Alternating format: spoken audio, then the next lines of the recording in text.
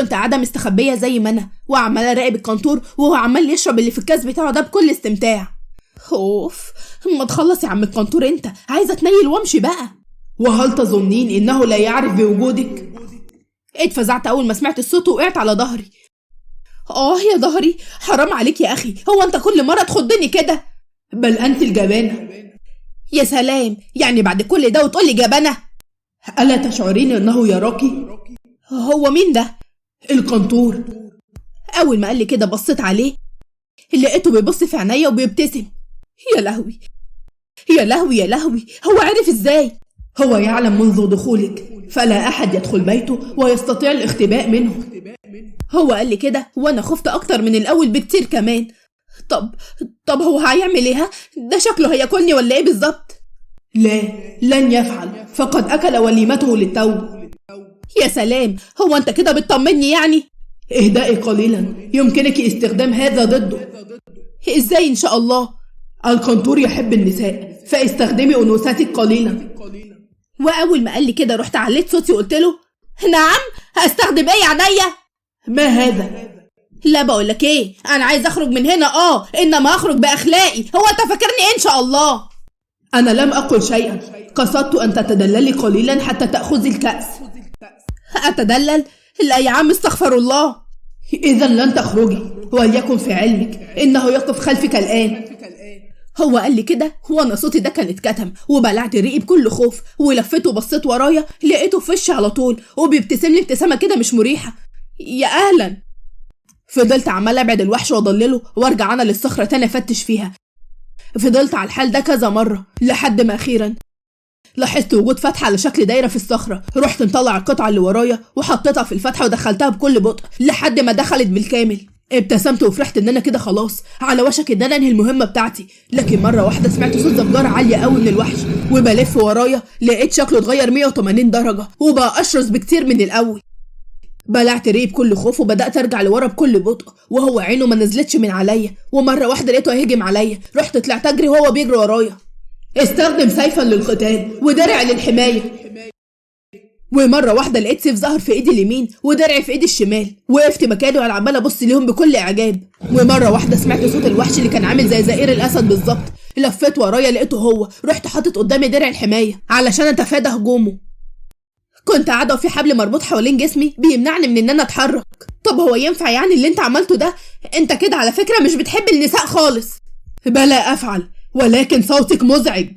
طيب يرضيك يعني يا عم القنطور يقول لي بنت محترمه ومهذبه زيي استخدمي انوثتك وتدللي؟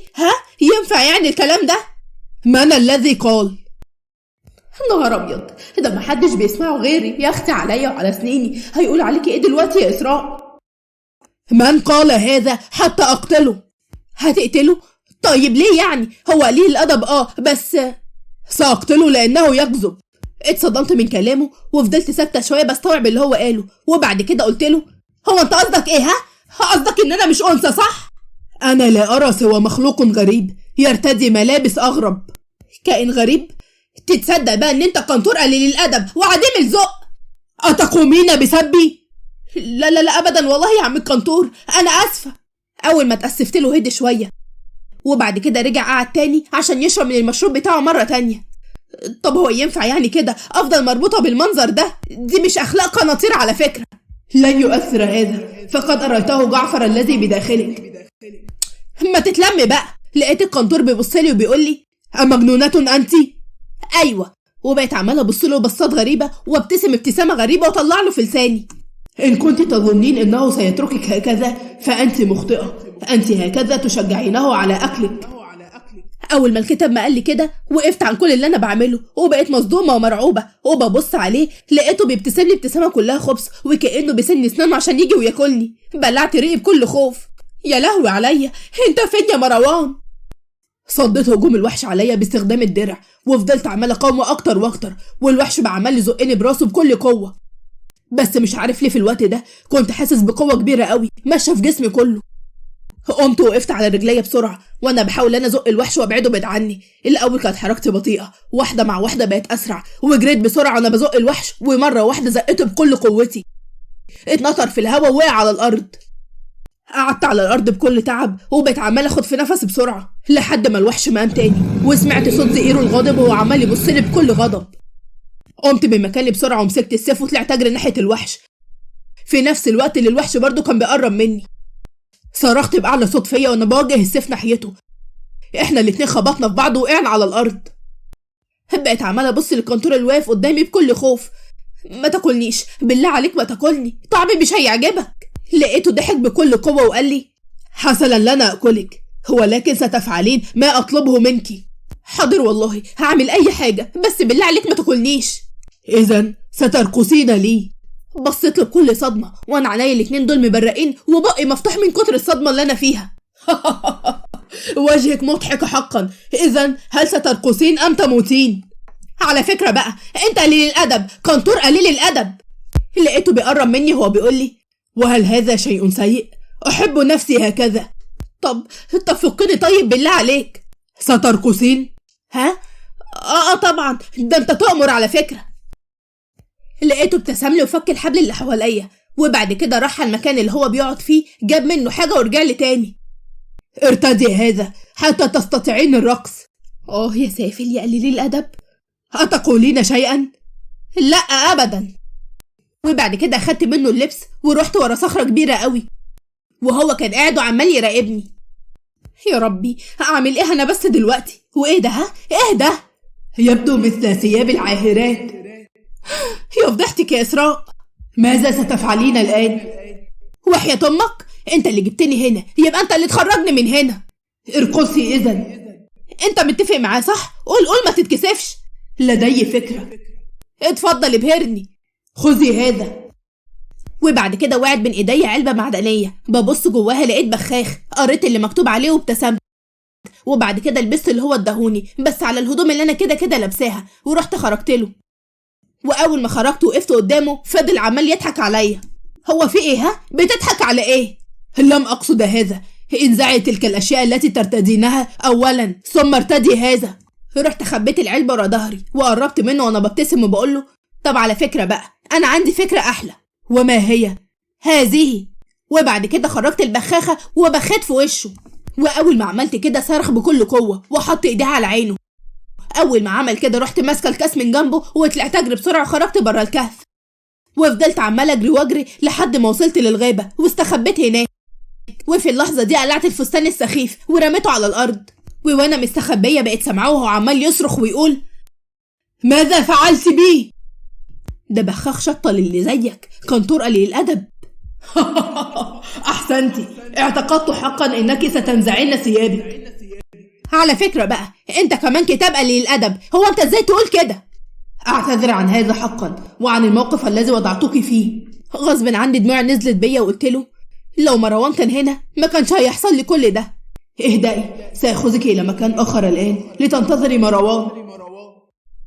قمت بتعب وانا بسحب السيف من جسم الوحش ورميته على الارض، وبعد كده رحت ناحيه الصخره، لقيت جزء منها مفتوح والخاتم ظاهر فيه. رحت مديت ايدي وخدت الخاتم واتنهدت بكل راحه. اخيرا خلصت المهمه بتاعتي، وبتلفت وببص ورايا عشان اتحرك. لقيت ديل الوحش اللي كان على شكل ديل عقرب بيتجه ناحيتي بسرعه كبيره عشان خاطر يلدغني. حطيت ايدي قدام وشي، استنيت شويه لكن ما حصلش اي حاجه.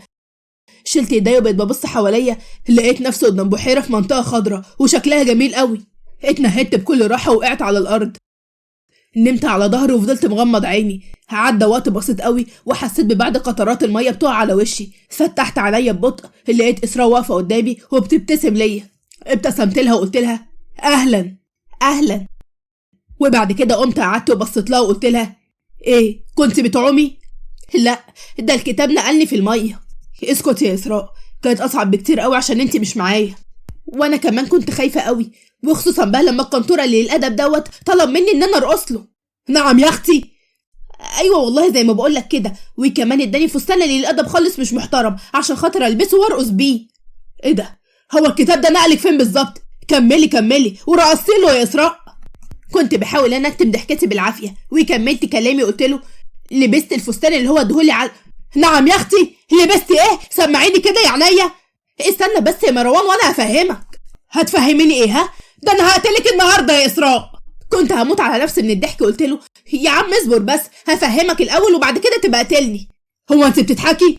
ايوه بضحك، عشان انا لبست الفستان على الهدوم اللي انا لابساها دي، واول ما شافني فضل عمال يضحك عليا. قمت انا ايه بقى، مسكت بخاخ الشطه اللي الكتاب جابهولي ورشيته كله في وشه، وهو فضل عمال يصرخ جامد وكده يعني. وبعدها بقى رحت واخده الكاس وجريت بيه. بس كده يا سيدي، ولا رقصت ولا نيله. يعني ما رقصتش بجد؟ يا عم اسكت، هو انا بعرف ارقص اصلا؟ روحي يا شيخه، ربنا يطمن قلبك زي ما طمنتي قلبي. ويلا بينا بقى، خلينا نروح، اصل الوحش اللي انا كنت بحاربه قطم لي ظهر ابن الايه. ماشي يا سيدي، طب يلا بينا. وبعد كده ظهر الكتاب لينا وهو بيهنينا على اللي احنا عملناه، وكل واحد مننا حط الاثر اللي معاه في الكتاب. واخيرا رجعنا لبيوتنا عشان خاطر نرتاح بعد ما واجهنا ليله صعبه قوي. واخيرا جه يوم خطوبتي انا ومروان، وكان في جو عائلي بسيط ومبهج جدا، والكل كان فرحان. وبعد الخطوبه بدات ان انا اتابع الجامعه عشان اخلص كل الاجراءات اللي مطلوبه مني عشان ابدا مشوار التعليمي والمهني في نفس الوقت. كنت قاعد في الأوضة بتاعتي وعمال أبص على بعض الكتب، ومرة واحدة الكتاب اتفتح قدامي وظهرت فيه كتابة بتقول: استمتعت حقا بالمغامرة معكما. هو أنت ليه بتقول كده؟ المغامرة القادمة ستكون الأخيرة، وبعد ذلك ستعيشان حياتكما في هدوء تام. مش عارف ليه ساعتها حسيت بحزن وقلت له: يعني إيه؟ يعني كده خلاص؟ أجل، أتمنى أن تعيش بسعادة، وأتمنى أيضا أن أكون قد أفدتكما ولو بشيء بسيط. فعلا أنا استفدت كتير قوي، واكتسبت شجاعة ما كنتش متخيل إن هي تكون عندي في يوم من الأيام، وكمان كسبت إسراء. وبعد كده ظهرت كتابة تاني: لا أحب لحظات الوداع، ولكن ستحصلان على مفاجأة في النهاية وستعجبكما. بجد؟ طيب ما تقولي هي إيه؟ لا، بعد المغامرة الأخيرة. ماشي يا سيدي، تمام. استعد في 6 أغسطس. ولحد هنا بتكون خلصت حلقتنا. استنوني في حلقة جديدة بمغامرة جديدة. وفي نهاية الفيديو ما تنسوش تدعموني بالاشتراك في القناة وتفعيل الجرس على الكل عشان يوصل لكم إشعار بكل قصة جديدة.